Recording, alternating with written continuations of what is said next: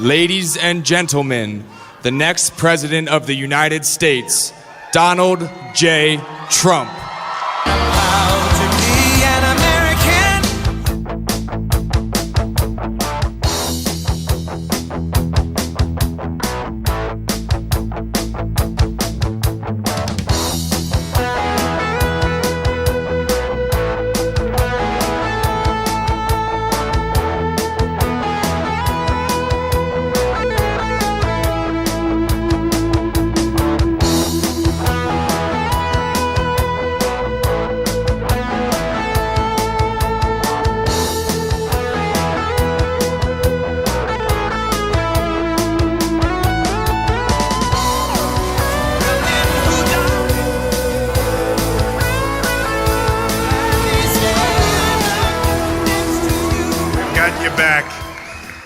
We've got you back. Thank you, everybody. You set an all-time record. I just met the owner of the building. Nice guy. Nice building, by the way. We have the record. We have plenty of people outside, too. They can't get in. We have a representative, actually 3 representatives from the Virginia Coal and Energy Alliance, and I think they're going to come up, and I'm supposed to introduce them, and I hope they're going to be very exciting people so we can keep everybody happy. Come on up, folks.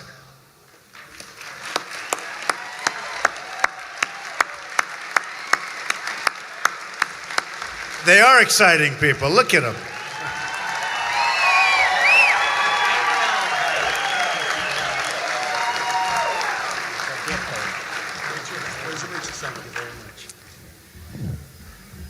What a crowd. We need this. We need him. Somebody with vision, somebody that can help our industry, help our communities. And on behalf of the Virginia Coal and Energy Alliance, Mr. Trump, and your support, as it's obvious to us that you dig coal. And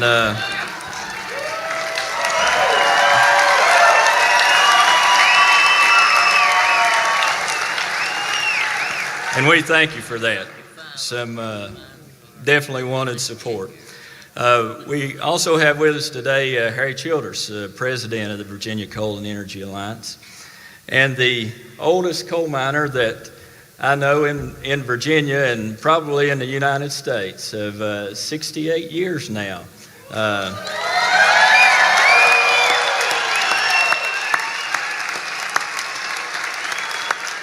Mr. Emery Altizer.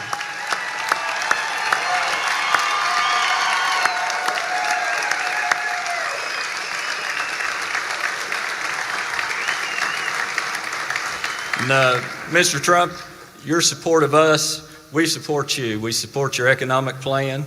We support pulling back of the EPA and the Clean Power Plan, the egregious acts that they've had on our industry and our communities. We would like to present you now with a flame safety lamp. This has kept many miners safe throughout the years, and I know Mr. Altizer has used these several times in his life. We thank you, Mr. Trump. Nice. Thank you. Thank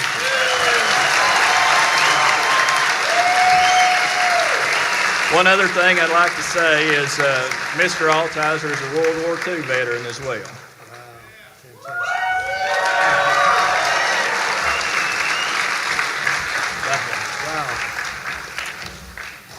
Well, thank you very much.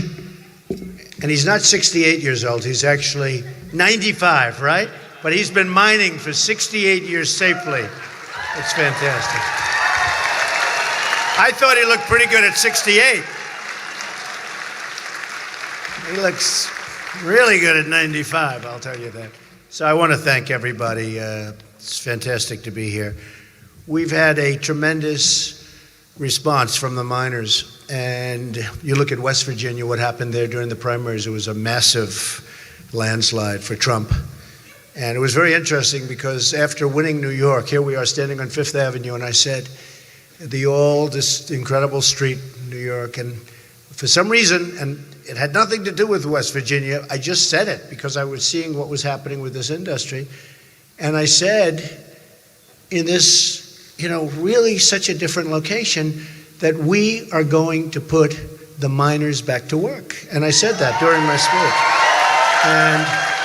And by the way, and I meant it, And then a number of weeks later, I went to West Virginia, and we had a big, huge building, actually, and it was packed, and there were thousands and thousands of people, tens of thousands of people outside, and you've never seen so many people. And it was like love.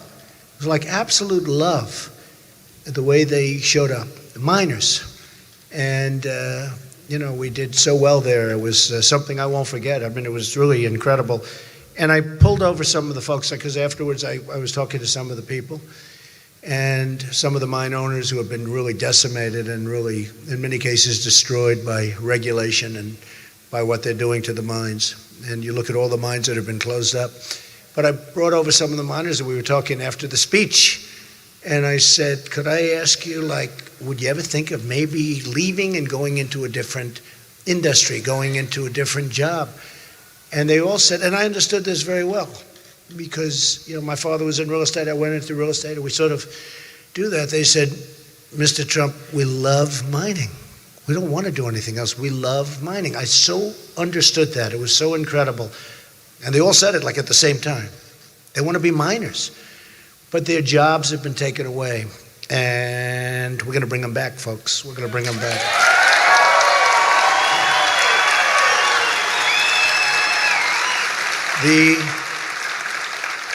The U.S., I just took a look at this. Somebody just handed it to me. The U.S. has lost nearly 200,000 mining jobs since 2014. And it's not a long period of time, 200,000 jobs. And the senator brought up a fact, and a couple of the folks brought this up, and it's a fact that nobody's heard, but during times of national problems, where we're talking about the defense of our country, having those mines and having that potential energy source available to us is an awfully important thing. It's an awfully important thing. And nobody thinks in terms of that. They don't think in terms of that. And I fully understand that. But it's been an honor. We just met with some of the folks, really representatives, I would say. Senator, I would say representatives from every aspect of the business, right? And it was amazing. It was really amazing. These are great people. They're great Americans. They love this country. And if I get in, I mean, it's if I get in, this is what it is, okay? And other forms of energy, all forms of energy. But what they've done to the miners is incredible in the Obama administration. And you remember, and I think you might have just seen it, know what they've done. And nobody knows, clean coal, nobody knows why. You look at what's happening with China, the amount of energy they're producing and what they're using coal for. Tremendous amounts of, just tremendous. It's incredible. And they're not cleaning it. Believe me, they're not cleaning it. We have a very, very small planet compared to the universe, right? And that stuff is going up, and they're not cleaning it. And here we produce great stuff, and we're not allowed to use it, and it's getting worse and worse. So they're going to be out of business soon. Hillary Clinton will be worse than Obama. You know it. She'll be worse. Don't forget, when she made the statement, going to put the mines and essentially going to put the mines and miners out of business. Going to put them out of business. And I guess she forgot about West Virginia, right? She was going to West Virginia. She forgot about Virginia too, in all fairness, But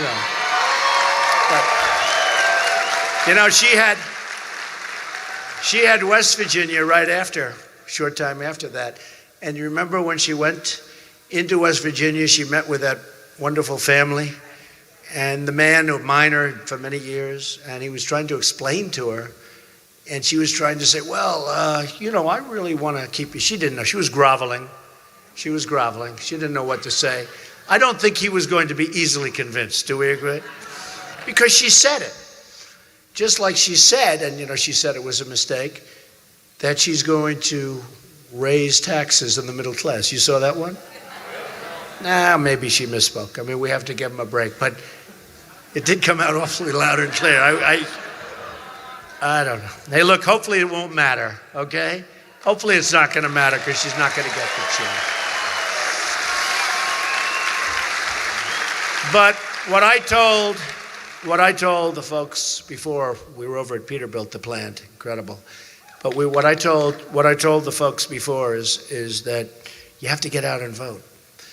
Because, you know, the miners, to a certain extent, they're so down and they've been treated so badly that they haven't been voting. They haven't been going out and voting like they can. And that includes members of their family that have left the mining business, members of the family, they've left coal, they've left everything. And they've gone into something else, and that's fine, that's great.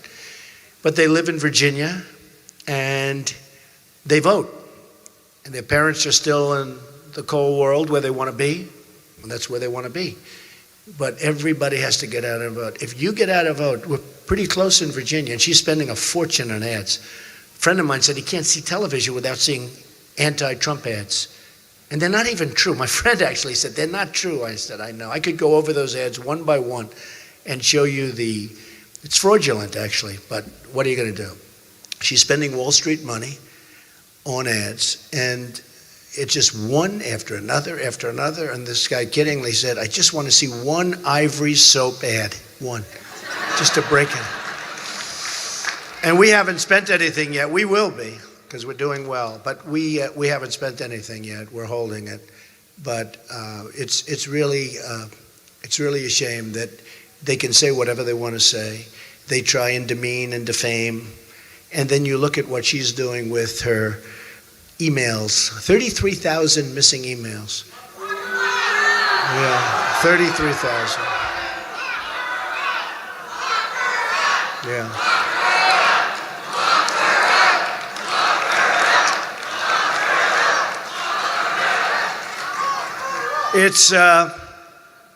It's very sad. And then I guess yesterday 1,000 came out or something, some fairly vast number. Oh, I want to see the ones, what I really would like to see, though, we have to see the 33,000. Can you imagine? Remember she said, I think it was for her wedding, the wedding of Chelsea, and it was for yoga classes. 33,000 emails. It's a lot of yoga. It's a lot of yoga. But a couple of very bad ones came out, and it's called Pay for Play. And some of these were really, really bad and illegal. If it's true, it's illegal. You're paying and you're getting things. I mean, I watched yesterday, because of The Apprentice, Blagojevich, right? Governor Blagojevich, 14 years in jail. And, you know, some people think, okay, some people think it's crazy. Look at what she's done. Nothing. She's running for president. But it came out that her people pay for play.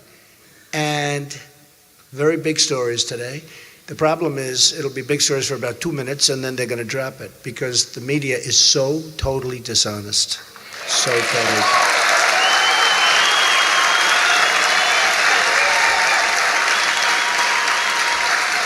If that were me, the story that just came out this morning and really hidden from some of the major newspapers, hidden. If that were me, that would be the biggest story in the history of the various papers. They'd go quadruple spacing, boom, Trump. But with her, it's just terrible. I mean, some of them covered it big league, but some of them are just refusing to really report the facts.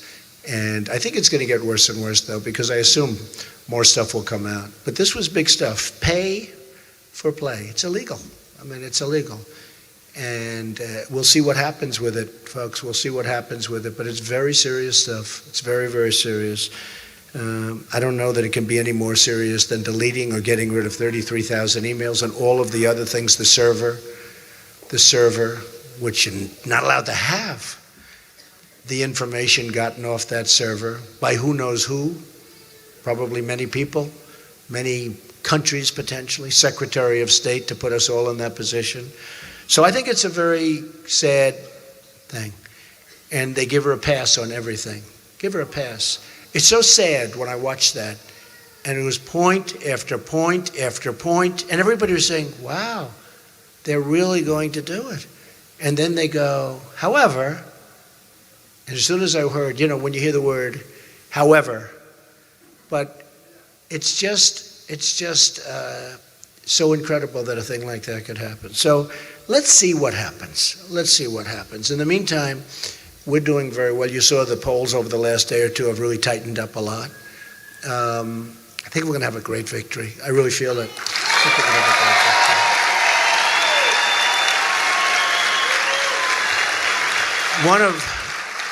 One of the things I suggested is your ballots, you go and sign, do it early so you don't have to, because on November 8th we have our big day, and if you go in and sign, we have some people in the room now that I met before, they're going to be pushing hard, but put in your ballots. They have certain requirements, and you live by those requirements perfectly. Make sure they don't lose your ballot, make sure they don't lose your vote, which I'm sure, and I just left a great place, North Carolina, and they just had a tremendous loss, voter ID. They lost voter ID. How do you lose voter ID? You mean you don't have to show identification? You don't have to show that, hey. And then you say, I've been talking about the rigged system for a long time, and I get hammered in the press for talking about, I can't believe he'd be talking about the rigged system. And then in the meantime, voter ID you don't have to do. And I'm sure none of those folks would be voting 10 times during one day, right? I'm sure a thing like that.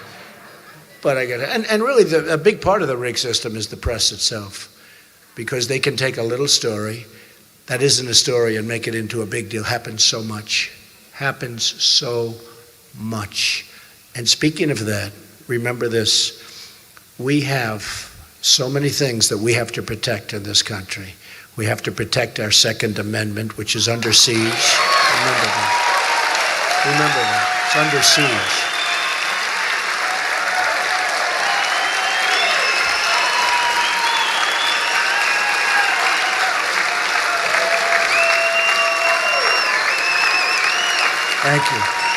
Thank you. We have to,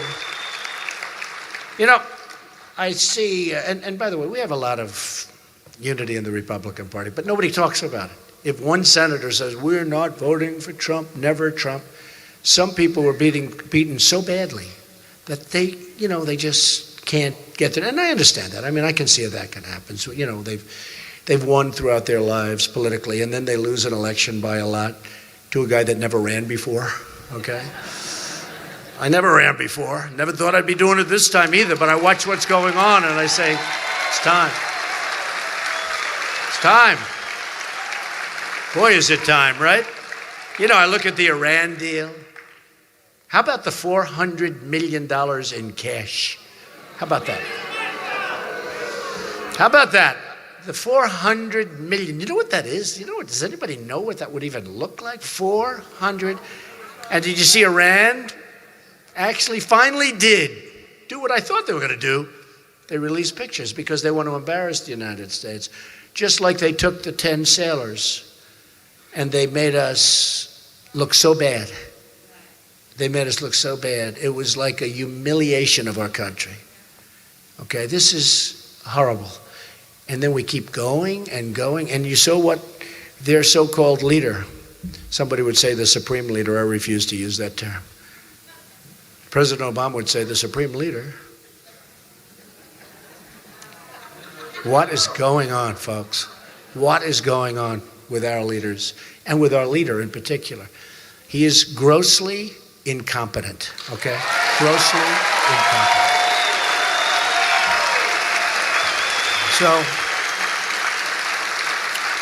So there are 400 million in cash going. It happens to be the same day as the hostages were released.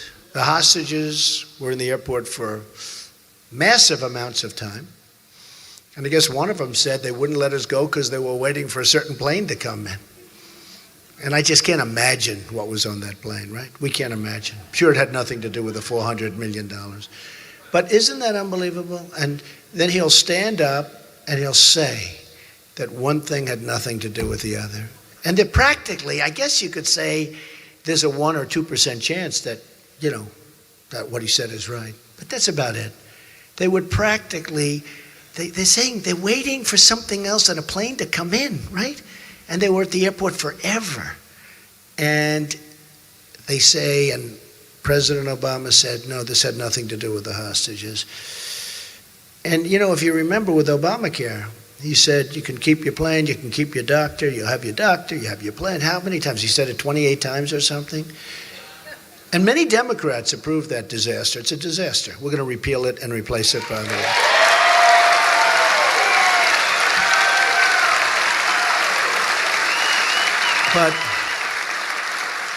But many Democrats would not have approved, won by almost nothing. The margin was almost nothing. And a lot of Democrats approved it. They didn't want to approve it. But, with the doctor and the plan and over again, a lot of pressure put on. And it's out of control. Premiums are going up at a rate that nobody has ever seen before. In Texas, through Blue Cross Blue Shield, they just had almost a 50% increase. And the big increase is now going to come on November 1st. And they're trying to delay it till after the election because it is catastrophic. It is going to be an increase like never before. I'm hearing numbers that I don't even want to say because the press will say, oh, that's terrible, he exaggerated. It's not going to be an exaggeration. It's going to be election changing. And we can't let those numbers be released on another date sometime after the election because it will show what a total disaster Obamacare is. So important. So I just say to all of the politicians in the room and your great congressman, who's a terrific guy. Where is he, by the way? Yeah, he's here. Oh, Congressman, stand up. Stand up. Vote for him. He's our guy. Senator, stand up, Senator. Come on, Senator. Good. Now, you have great people here. So right now they're swimming uphill. But with Trump, we'll be just sliding beautifully down. It'll be a whole different deal. It'll be a whole different deal. And it can happen quickly. It can happen. We discussed that. We had a big meeting and we discussed it. It's going to happen very quickly. Doesn't need to go through Congress and doesn't need to go through lots of different things. EPA is very important, what they've done. And everybody agrees, we want clean air and we want clean water. Do we agree? I want. So I very much appreciate the meeting. It was a great meeting. I just want to say that Virginia has lost 1 in 3 manufacturing jobs since NAFTA. Now, NAFTA was signed by Bill Clinton. NAFTA is a disaster. It's been a disaster not only for Virginia, but for virtually every state. Upstate New York, it looks like a war zone. That's why I won so much. And I got the upstate vote in numbers that nobody's seen before. Upstate New York, you go to New England, you see the factories, these beautiful old factories that you see, they were once thriving, thousands and thousands of people working. And those people now are doing part-time jobs.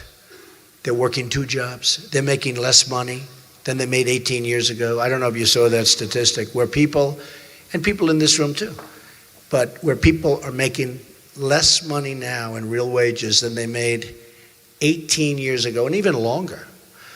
And they've gotten older, and they're working harder. It's not supposed to be that way. Hey, of course, I've gotten older and I'm working harder too, to be honest with you. I didn't need this. I could have enjoyed myself a lot.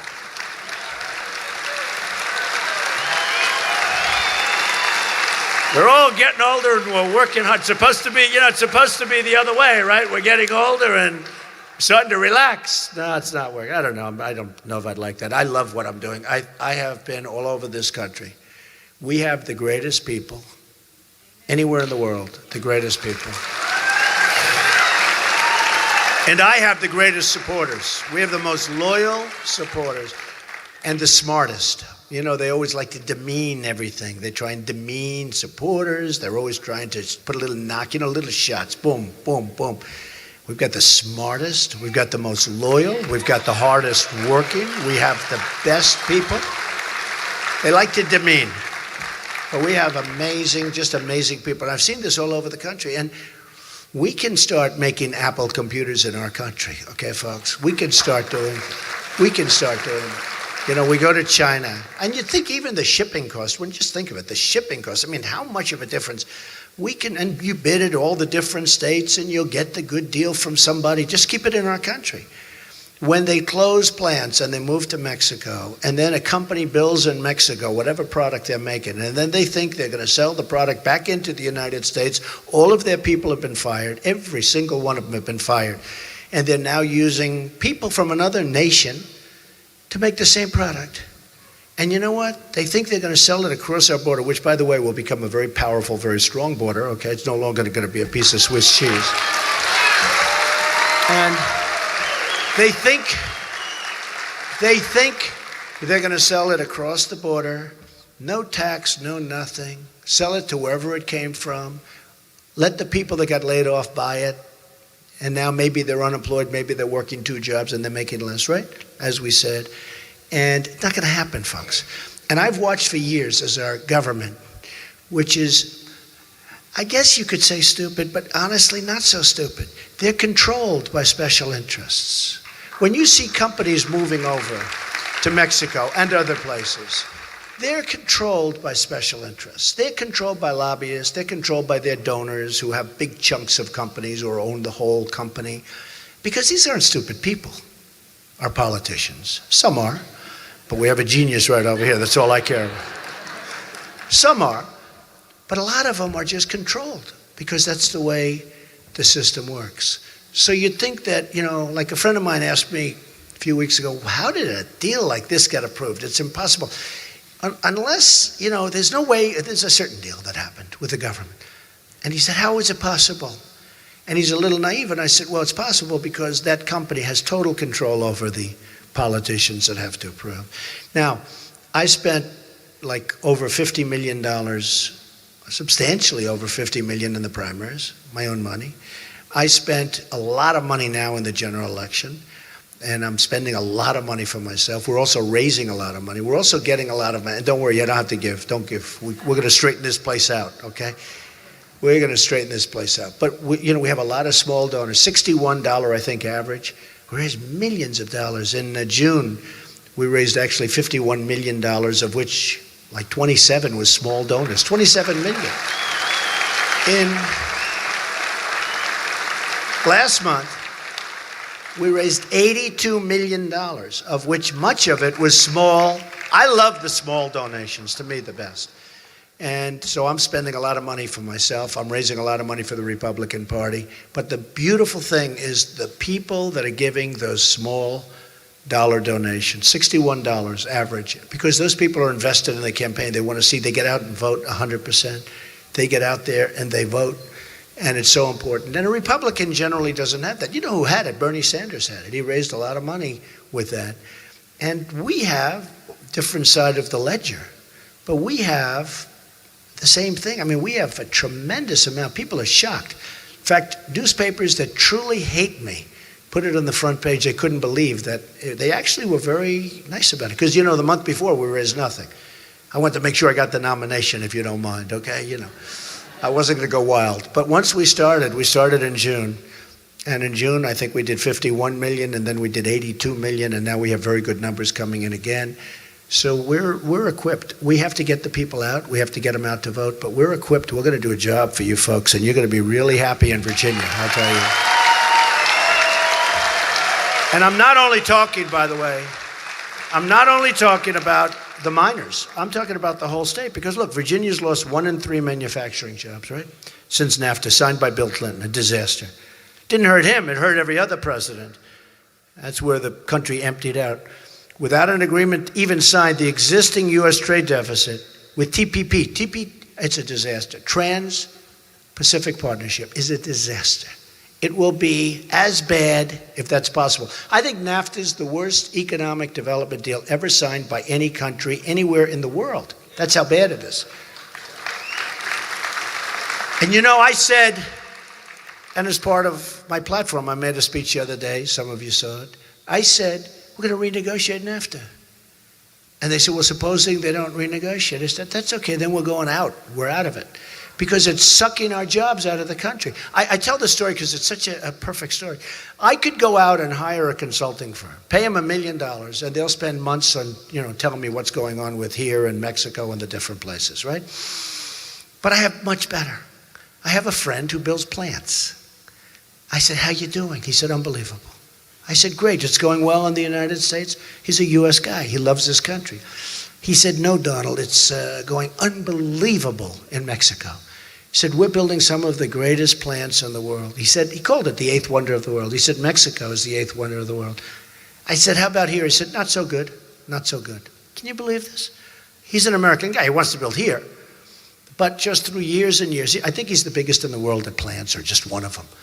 But he builds plants. And he can't believe what's going on in Mexico. Now, that's better than hiring a consulting firm and saying, tell me how we're doing against Mexico. I mean, I know the answer. Because he could give me the answer better than any guy that graduated from the Wharton School of Finance, that you're paying a lot of money and he'll go around and do surveys, right? It's common sense. And it costs me nothing, right? But that's what's happening. That's what's happening. So not only is it the miners, it's, you look at manufacturing jobs, God. But NAFTA's one of the worst deals ever signed by our country, certainly the worst in terms of economic development, what it's done to us.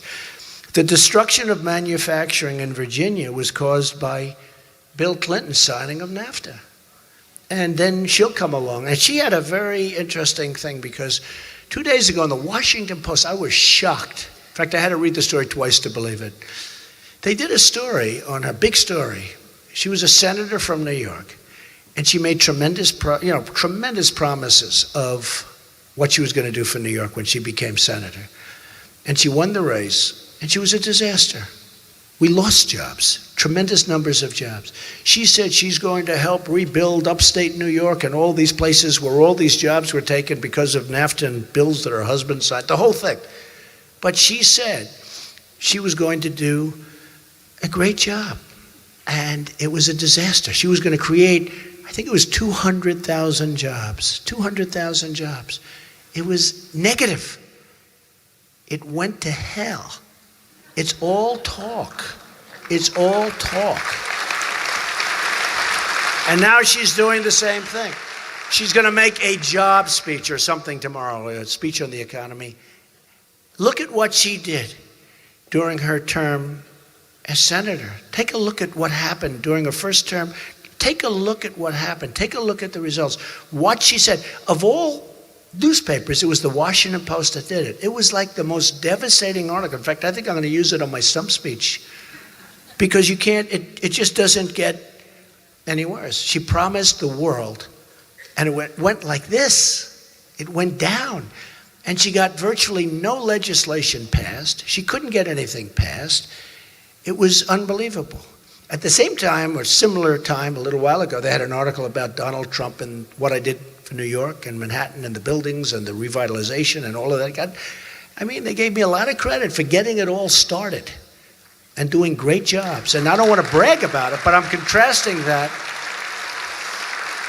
And that's what we have to do for our country. We have to renegotiate our trade deals. We have to bring trade back. We have to bring jobs back to this country. We have to bring jobs back to our country. We're losing our jobs.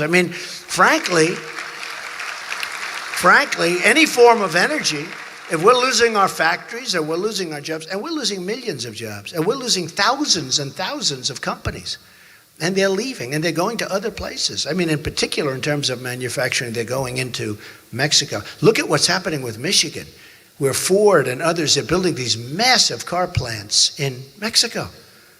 Folks, they're going to build cars, and under Clinton, they're going to just build them there and let them come roaring in. And all those jobs, thousands of jobs, over 100,000 jobs gone in Michigan.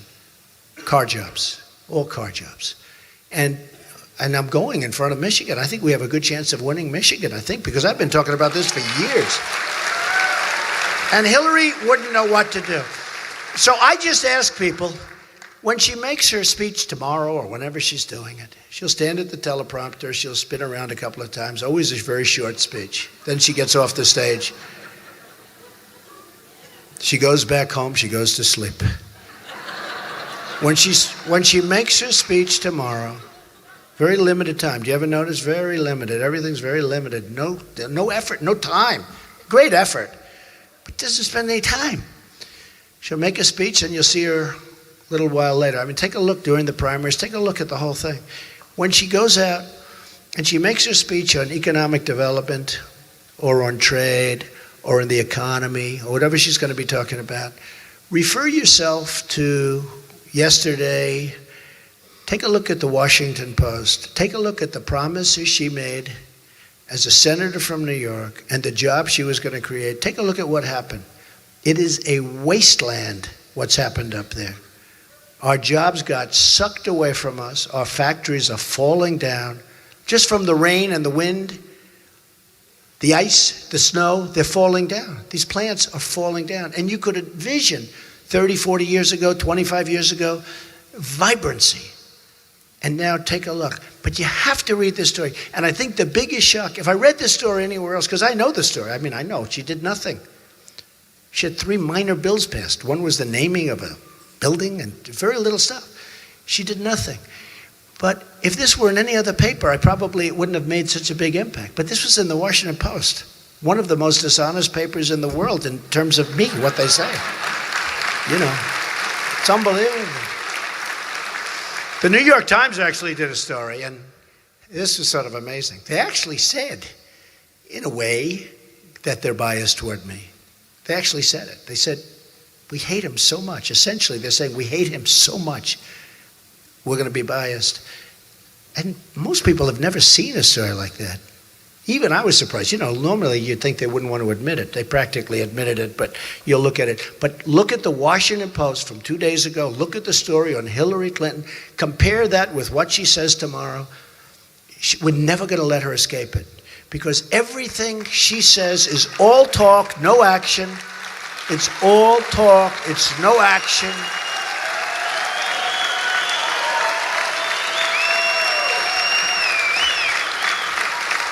And the funny thing is that she put in a pretty unpopular guy, right? A pretty unpopular guy. So you have Bernie Sanders, who had almost 50% of the vote, and the whole thing was rigged, the superdelegates and everything else, but regardless, but he did a good job. The nice thing about Bernie's people is that they agree with me on one thing, trade. Because he was so against what was going, these bad trade deals. Well, he just bought a $600,000 house, so he knows something about what's going on. You know, he's got some sense, right? But about trade, we're in agreement. Now, the difference is I can do something about it. He would not be able. He'd end it. I want to have trade with other countries, but I want to make great deals for our country. I want to make great deals for our country. But she took a person. Did you see how angry he was at the convention? He was so angry because he made a deal. And he made a deal that he wished, in my opinion, he wished he didn't make, because his legacy would have been amazing if he didn't make a deal. It would have been a lot different. And on top of everything else, instead of appointing someone that is a little bit like at least representative of that big faction of the party, 45%, instead of doing that, she appoints Tim Kaine. Okay, Tim Kaine. You can't get more different. During Tim Kaine's tenure as governor of Virginia, from 2006, and you all remember, right? It was a disaster, to 2010, the unemployment rate of Virginia more than doubled. Other than that, he's doing great. Now compare that with Mike Pence of Indiana. He did incredible. He's also an incredible guy. He's doing great. And the state's doing great. AAA bond rating, doing great. And I'll tell you what, Mike Pence really has been fantastic. During Tim Kaine's tenure as governor, the state of Virginia lost 60,000 manufacturing jobs.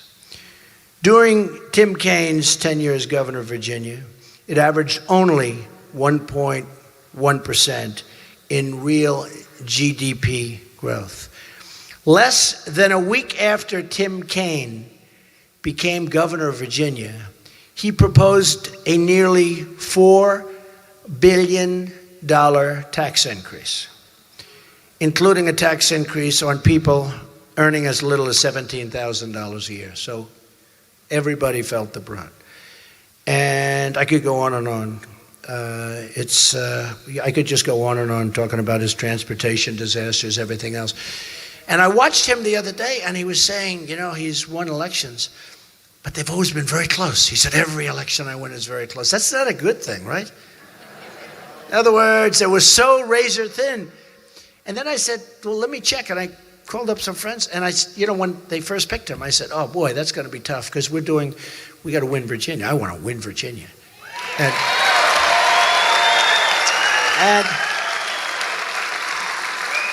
And what happened is, so during this period of time, I'm saying, call up a friend calls me, 3 or 4 people call me. I have a lot of property in Virginia, in Charlottesville.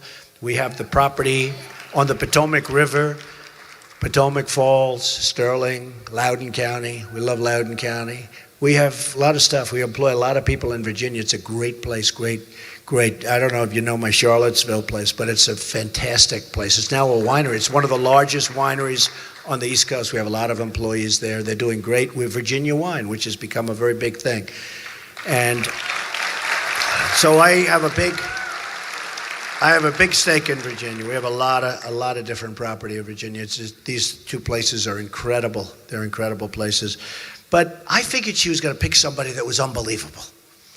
So I heard she picked somebody from Virginia, an ex-governor. I said, oh, man, that's going to be tough. We got to beat somebody. He raised your taxes by $4 billion in his first week. You had negative growth. I mean, think of it. He raised your taxes by $4 billion. It was like a catastrophic governorship. And I don't get it. And everybody said to me, yeah, he wasn't very popular. And then I heard him talking how he's won races, and every time he prides himself on having just won. So I actually think he's going to be a negative in Virginia, not a positive. I really do. Hey, but you know what? I wish him luck. Whatever. But look, here's the story, folks. We have an election which is, I think, going to be the most important. And I know they say this, everybody says it every 4 years. I thought it actually 4 years ago. But this is going to be, I think it's our last shot. I know this, it is the last shot for the miners. It is the last shot for the miners. That I know.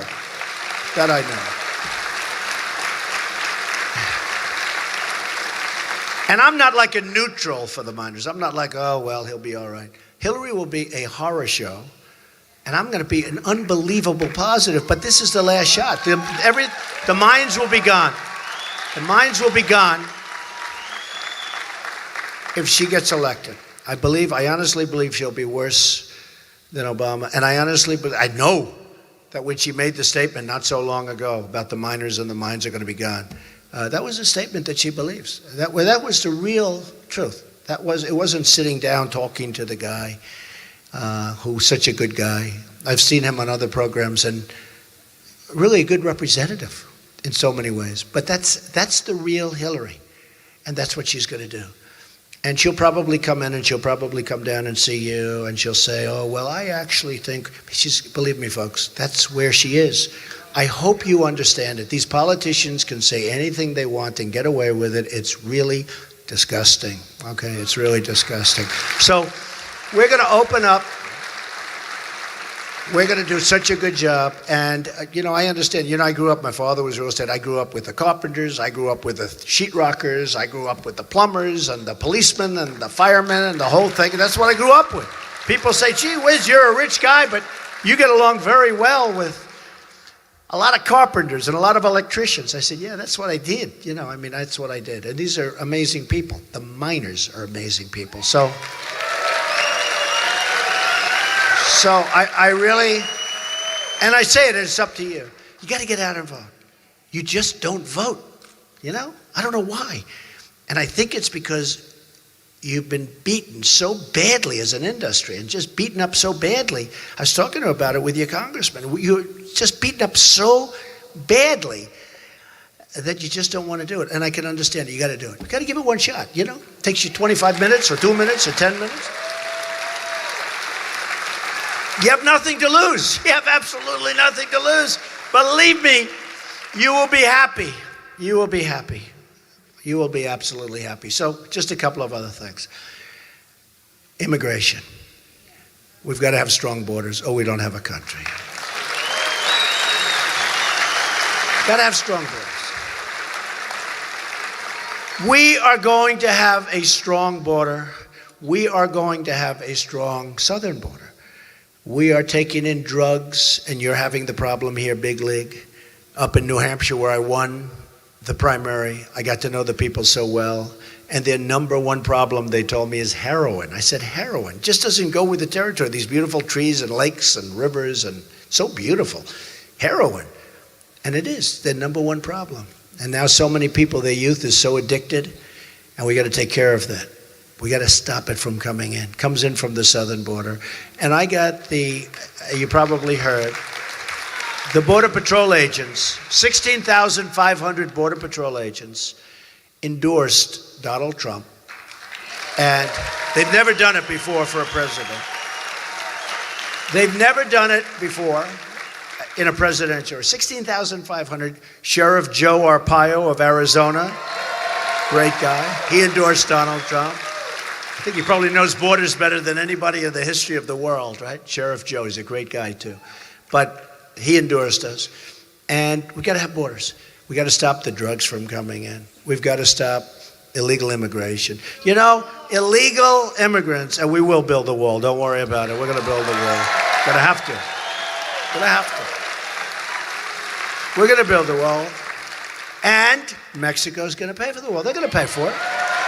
Just so you understand, look, some of these politicians would get off stage with me and they'd say, you know that you can't build a wall. I said, really? China just built 2,000 years ago. China built a wall 2,000 years ago. 13,000 miles. We have 2,000 miles, of which we really need 1,000 miles because you have a lot of natural barriers, a lot of natural barriers. So you need 1,000. But we have 2,000 years ago, a wall was built, the Great Wall of China. This is a serious wall, okay? This is a very serious wall. And we have to build 1,000, and we have Caterpillar tractors. We have Caterpillar tractors. Not Komatsu, we have Caterpillar. We don't use. No, we have Caterpillar. We're going to start. Remember in the old days? Made in the USA, right? Remember they used to have made in the USA. We don't have it anymore. We're going to have signs, just like, you know, they made these signs. I love them too. But we're going to have signs. Look how beautiful on both sides. See, we cover it both. You like yellow, you like black. Yellow, black, beautiful. We cover a lot of territory, right, fellas? What a good-looking group of people this. They'll be so happy in a year from now. They'll be so happy. It's going to go fast. But I will say that, so we have to build the wall. And we're going to build the wall.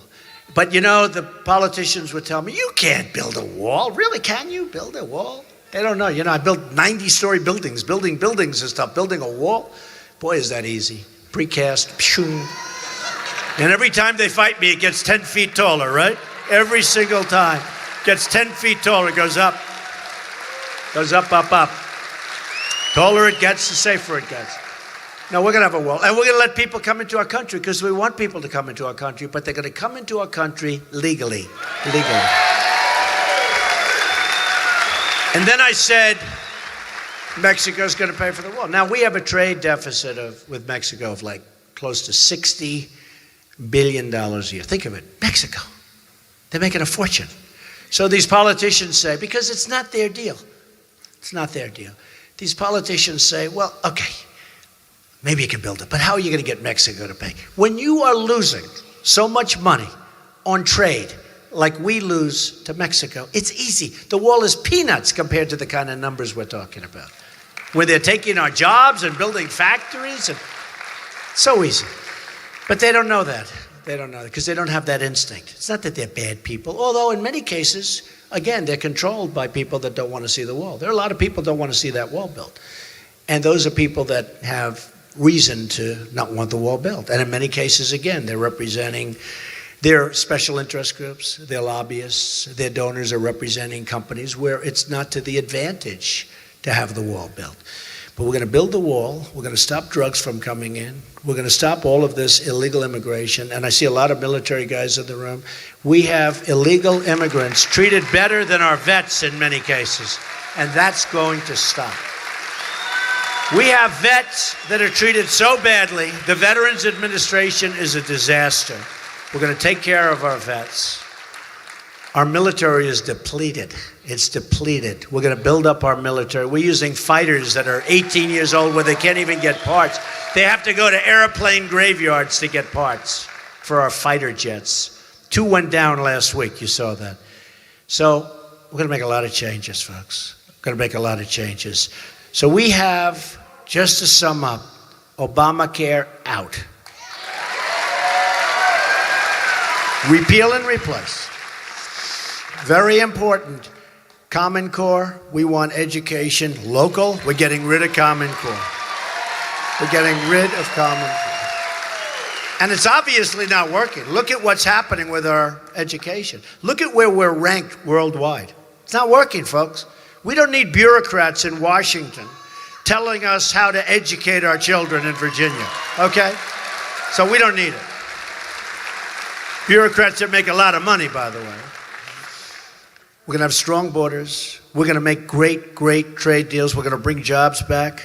We're going to make money. We're going to make money for our country. We need money. We're losing a fortune. We're losing almost $800 billion. Think of it. $800 billion a year trade deficits worldwide. $800 billion. It's going to end, folks. It's going to end. We're going to have great relationships with these countries, and we're going to trade with these countries, but it's going to be a two-way street, not a one-way street. Right now, it's a one-way street. It's a one-way street to unemployment. They're stripping us. They're stripping us of our jobs. They're stripping us of our money.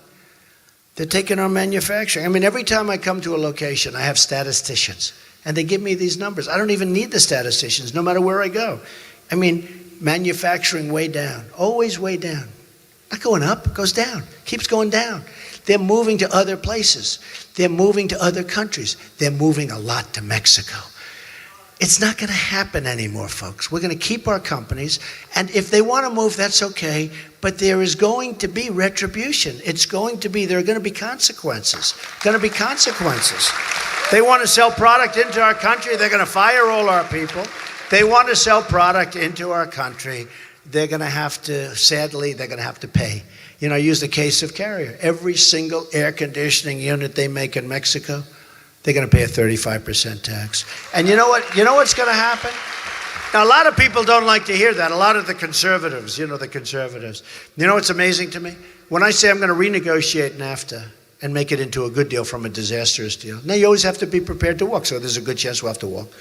But I'm going to make it into a good deal as opposed to a bad deal. I get bad stories. They say, that's terrible. He's going to renegotiate. Why? What's terrible? I want to make it a good deal.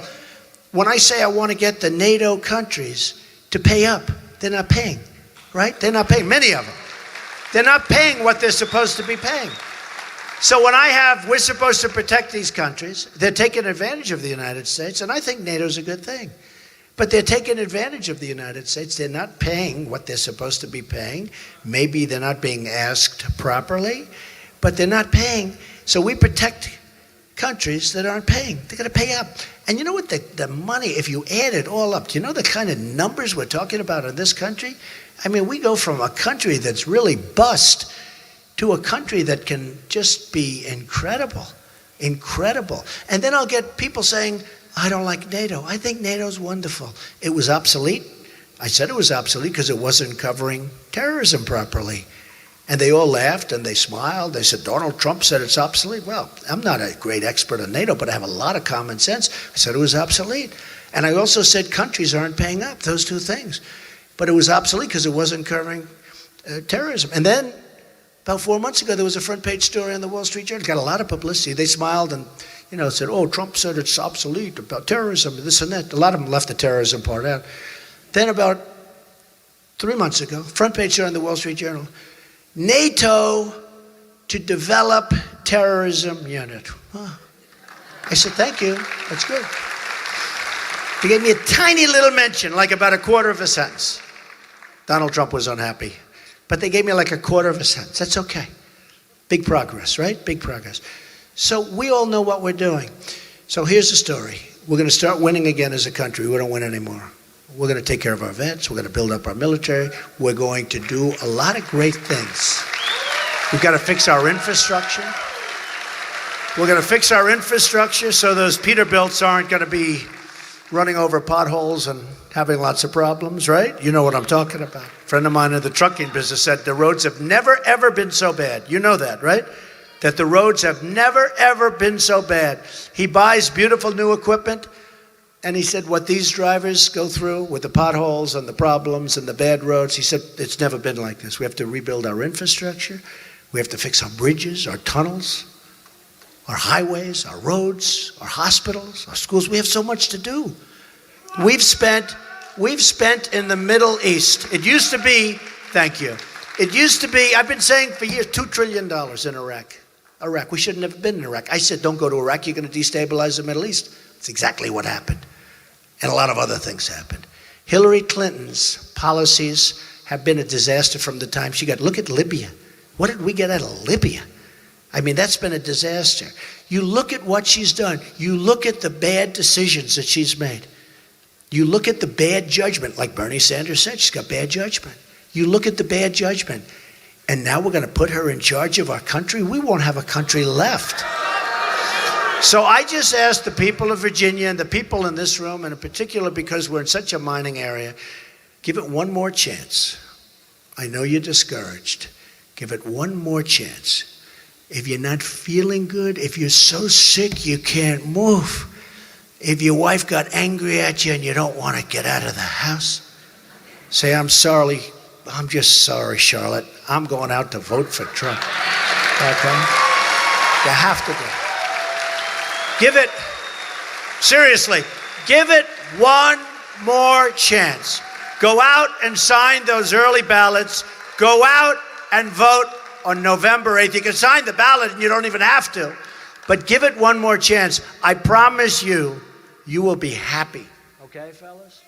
These are tough cookies. I'm not lying to these guys. All right? You got to get them out to work.